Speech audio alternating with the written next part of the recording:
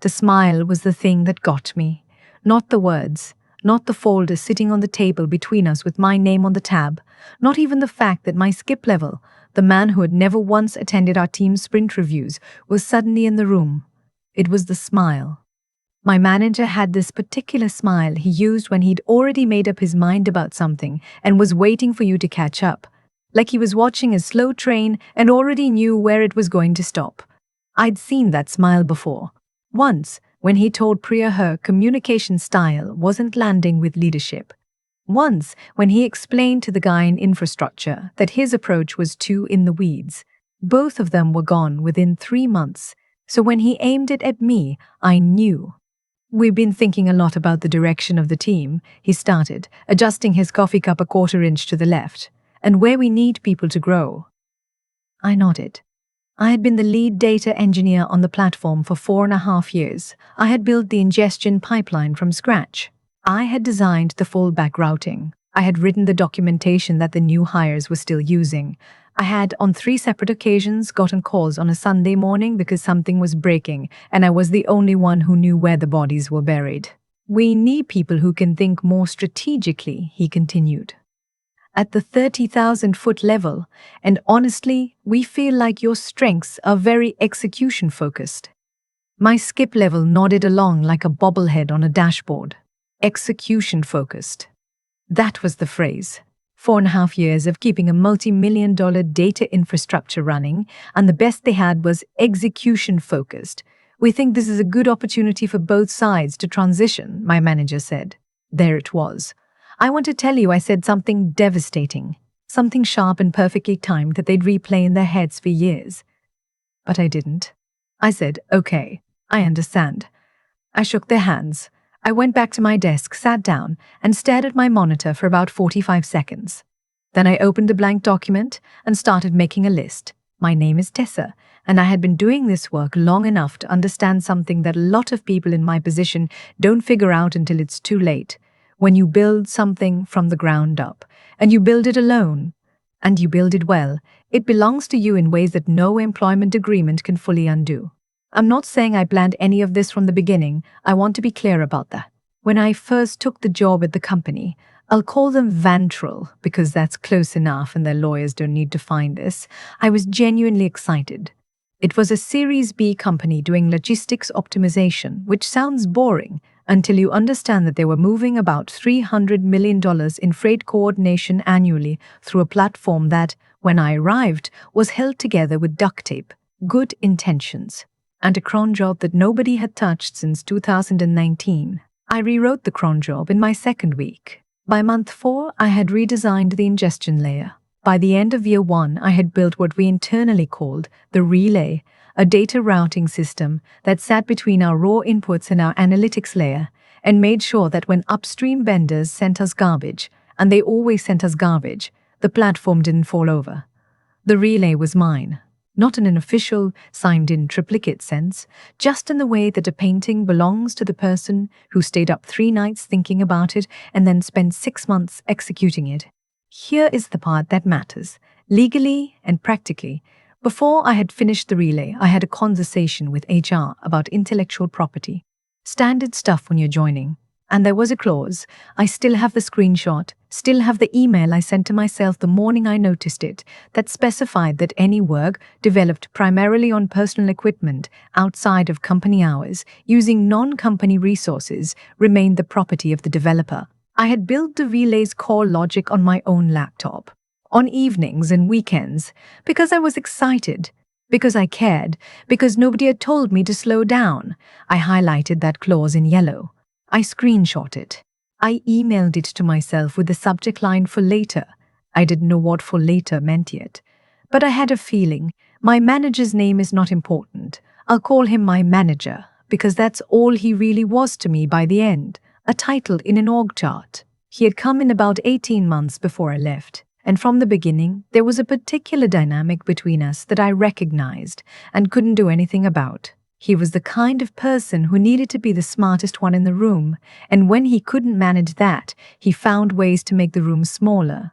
He had an MBA from a school that cost a lot of money and had produced a lot of people exactly like him. He talked about leverage and scalability and narrative alignment the way other people talk about the weather, constantly, and with the assumption that everyone around him found it equally interesting. When the relay reduced our pipeline failure rate by 61% in Q3, he presented the results to leadership and said, "The team has been doing great work on data reliability." Not my name. Not a description of what the relay actually was. Just the team. I sent him a follow-up email asking if he could clarify attribution in future presentations. He replied, "Happy to discuss. Let's find time." We never found time. When a vendor integration I built saved us approximately $180,000 in third-party middleware costs, he included it in his quarterly review under process improvements led by my org. When I flagged a critical vulnerability in our data validation layer that, if exploited, could have exposed client shipping records, I flagged it, I documented it, I wrote the patch. He sent a company-wide Slack message about our strong security culture. I want you to understand, I am not a person who needs a lot of external validation. I'm not. I know what I did. My co-workers knew. The two junior engineers who reported to me, I'll call them the quiet one and the curious one because they deserved their privacy. They knew. There was a running joke between us that my manager thought the data pipelines were self-assembling, like IKEA furniture with better documentation. But after 4.5 years, it does start to wear on you. The invisibility, the sense that the system you built is the floor everyone is standing on, and nobody has thought once about what happens if it isn't there. So I planned, not revenge. Not then, just options. I had already been consulting on the side for about a year. Small projects, nothing that competed with Vantra's business. But I had a relationship with a firm I'll call Crestline, a supply chain analytics company about twice our size, and about 2 months before my manager called me into that room, Crestline had asked if I'd be interested in a full-time role. I had said maybe. I had not said yes. After the meeting, I said yes. But before I did anything, before I signed anything, before I handed in my notice, I went back to that email, the one with the yellow screenshot, and I called a friend of mine who does IP law, not for advice, just to ask her a question over coffee. "Walk me through the clause again," she said. I did. "And you have documentation that the core architecture was built on personal equipment?" I had my Git history. I had timestamps. I had commit logs from my personal machine going back to the first week I started drafting the relay's logic. I am, as a matter of professional habit, meticulous about documentation. She stirred her coffee. "That's pretty clean," she said. "I know. What are you thinking about doing?" "Nothing dramatic," I said. "I just want to understand what I have." She nodded. "You have leverage.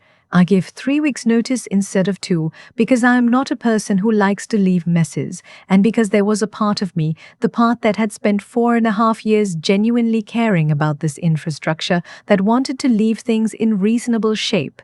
What I did not do was transfer the relay. Let me be precise about this, because people always ask, and the answer matters. I did not sabotage anything. I did not delete anything.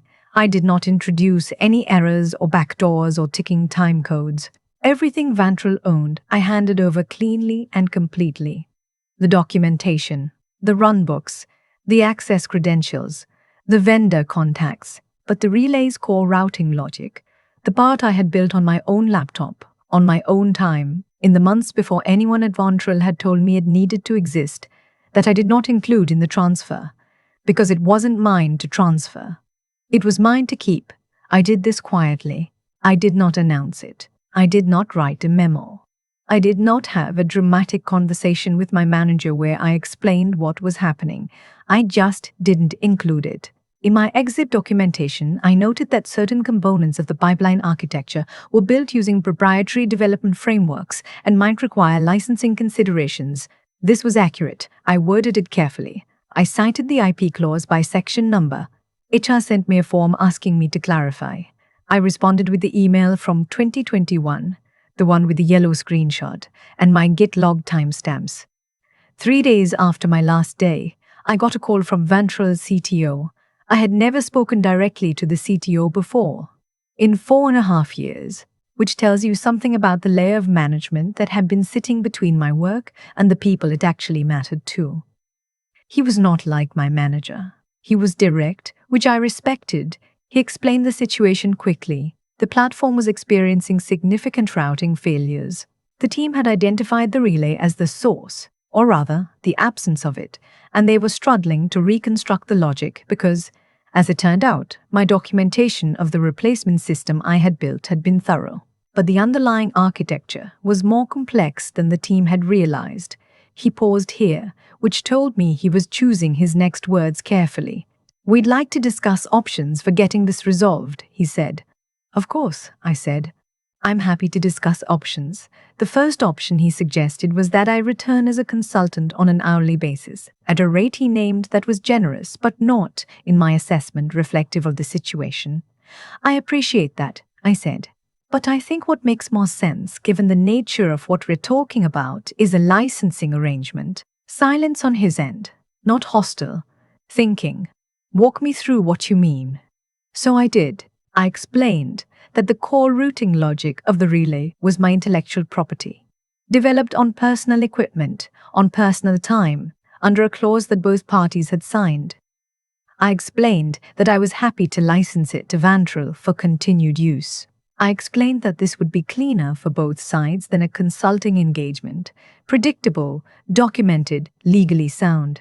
"What kind of terms are you thinking?" he asked. I had thought about this carefully, with help from my IP lawyer friend, who by this point had become somewhat more formally involved. I named a monthly licensing fee. I named a setup fee for the formal transfer and documentation of the license.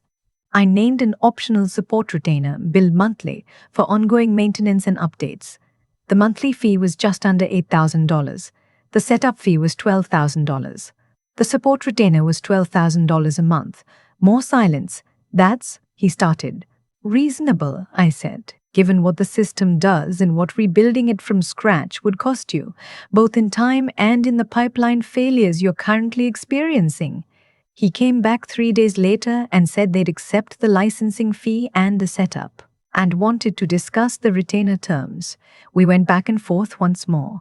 We settled on $3,800 a month for the retainer. I had a licensing agreement drafted, reviewed by an actual attorney this time, and signed within 2 weeks of my last official day at Vantril. I want to tell you about the moment I walked back into the Vantril office to complete the formal license handover documentation, because it's the part of this story I've thought about the most. I had been gone for about a month. The office looked exactly the same. Same exposed ductwork, same string of Edison bulbs over the kitchen island that made everyone look vaguely sepia-toned, same cluster of succulents on the shelf by the window that I was fairly certain were plastic. My manager was not there. I later found out he was in a 2-day leadership off-site, which I appreciated on a karmic level that I cannot fully articulate. The CTO walked me through the sign-off. He was professional. Crisper than usual, which I understood. This was not a fun situation for him. He had inherited a problem he hadn't created, and he was solving it the right way, which I respected. What I was not expecting was the quiet one. She had been one of my 2 junior engineers. She was methodical, careful, the kind of person who reads the documentation before asking questions. She came over while I was waiting for a printout and said in a low voice, "We didn't know about the clause. Nobody told us what was happening." "I know," I said. "We've been working 18-hour days trying to figure out the routing logic." She paused. "We actually got really close, but there were these edge cases in the fallback schema that we just couldn't." "I know," I said again, more gently. She looked at me for a long moment. Was it worth it? I thought about my manager's smile. I thought about the presentation where he said the team. I thought about 4.5 years of Sundays. "Ask me in a year," I said. "It has been 14 months. I am now a senior data architect at Crestline. My total compensation this year, including salary and my licensing and retainer payments from Vantril, is about $340,000. That's a number I would not have said out loud 2 years ago, when I was making $118,000 at a company that described me as execution-focused. Ventral renewed the licensing agreement at the 12-month mark. Automatically, per the terms we had agreed on, I received a notification from DocuSign with their authorized signature and did not feel the need to send a follow-up email asking to find time to discuss. My manager left Ventral about 6 months after I did. I found out through LinkedIn, the way you find out about everything these days. His new role is at a company I've never heard of. His title includes the word transformation, which I think is very fitting. The curious one, the other junior engineer, reached out to me about 8 months in. She had been promoted. She wanted advice about negotiating her offer. I gave it to her straightforwardly, including the part about always reading the IP clause and always emailing yourself a copy when something in it looks interesting. She said, "Is that how you knew?" "That's how I started knowing," I said. I've told this story to a few people in person, and the reaction I get most often is, "Aren't you angry? Don't you want them to suffer more? Don't you want to have been the one who told your manager off in the parking lot? Or posted something devastating on Glassdoor, or at minimum said one perfect, devastating sentence in that conference room before you nodded and left?" And I understand the appeal of that. I do. But here's what I actually believe. Having lived through it, the most satisfying version of this story is not the one where I said something cutting. It's the one where, 14 months later, I am building something I'm proud of at a company that knows my name, and Ventral is paying me $3,800 a month for the privilege of using the thing I built in my apartment on a Sunday afternoon in 2021 because I cared more about good architecture than anyone there deserved. That is the 30,000-foot view. That is what thinking strategically looks like. I built the thing. I own the thing. And every month, right around the 15th, DocuSign sends me a little reminder that some lessons are worth more than a severance package. You just have to be patient enough to let them arrive. I've spent a lot of time thinking about what actually happened. Not the licensing agreement, not the DocuSign notifications, not the number on my W-2 this year. What actually happened to me, and to my manager, and to the company we both worked at. Here's what I keep coming back to. Nobody in that room did anything illegal. My manager didn't forge documents or steal money. He just consistently, methodically took credit for work he didn't understand and couldn't have done. And the system, the org chart, the quarterly reviews, the leadership off-site where he was when I came back to sign the license paperwork, that system rewarded him for it, for years. I used to think that was the injustice, that the system was broken. But I don't think that anymore. What I think now is that there are two kinds of people in any organization.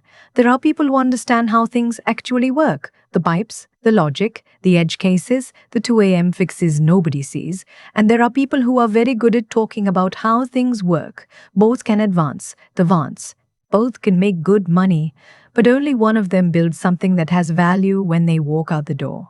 I was meticulous, not because I was planning anything. I was meticulous because that's who I am. I documented my work. I kept my Git logs clean. I emailed myself a copy of a contract clause because something in my gut said it might matter. That's not strategy. That's just the habit of someone who takes their craft seriously.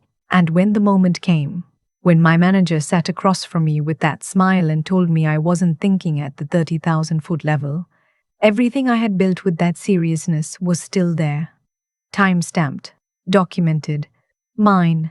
The quiet one asked me if it was worth it. I told her to ask me in a year. 14 months later, I think the honest answer is, it was worth it the moment I started caring about my work more than I cared about who got the credit for it. The rest, the licensing fee, the retainer, the $330,040,000 a year, that's just the receipt. There's something I want to say about the curious one too, because her story matters as much as mine. She stayed. She worked 18-hour days trying to reverse engineer what I'd built. She got promoted. She called me to ask how to negotiate her next offer. That took something. The willingness to keep going inside a system that had failed her too, and to get smarter because of it rather than bitter. I respect that more than I can say. What I learned from all of this, what I tell anyone who's sitting in a job right now feeling invisible, feeling like the floor they built is being stood on by people who don't know it's there, is this: do the work anyway. Document everything. Read the contracts. Keep your timestamps, not because you're planning a revenge story, but because integrity has a longer memory than any org chart, and the things you build with care have a way of finding their value eventually. My manager called it execution. I call it knowing what you're doing and doing it well. Turns out, over time, those two things are worth exactly the same amount, and the market has a very precise way of sorting that out.